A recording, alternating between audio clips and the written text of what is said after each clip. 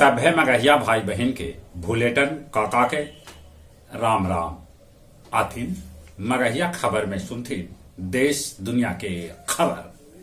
आज 14 जनवरी मकर संक्रांति है। चूड़ा दही तिलकुट के पर्व पर अपने सभे भाई बहन के बधाई। दुनिया के सबला लम्हर क्रूज एमवी गंगा विलास के प्रधानमंत्री नरेंद्र मोदी बनारस में देखौलन हरियर झंडी। ई गंगा नदी से घूमित घूमित सागर जाए। पीके शाही बनलन बिहार के दोसर बेर महाधिवक्ता। जोशी मठ के पहाड़ 12 दिन में 5.4 सेंटीमीटर धंस गलक। अब बिहार के नदी में न गिरावल जाए नाला के पानी के ट्रीटमेंट लेल खर्च करल जाए 161 करोड़ रुपया। रेलवे में नौकरी के बदले जमीन मामला में केंद्र मांगलक लालू यादव पर मुकदमा चलावे के अनुमति।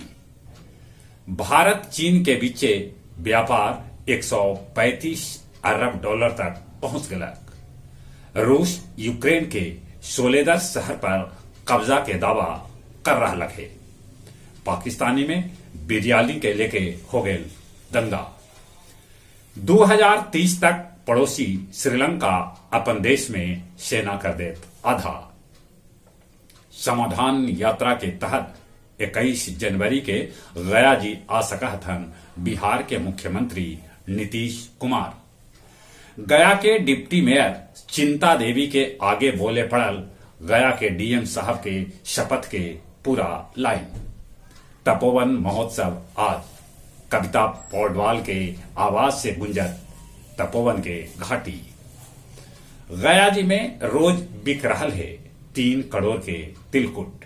और अब कुछ खेल के समाचार। विश्व हॉकी के ग्रुप डी में भारत स्पेन के 2-0 से, अर्जेंटीना दक्षिण अफ्रीका के 1-0 से, ऑस्ट्रेलिया फ्रांस के 8-0 से तो इंग्लैंड वेल्स के 5-0 से हरा दिलक।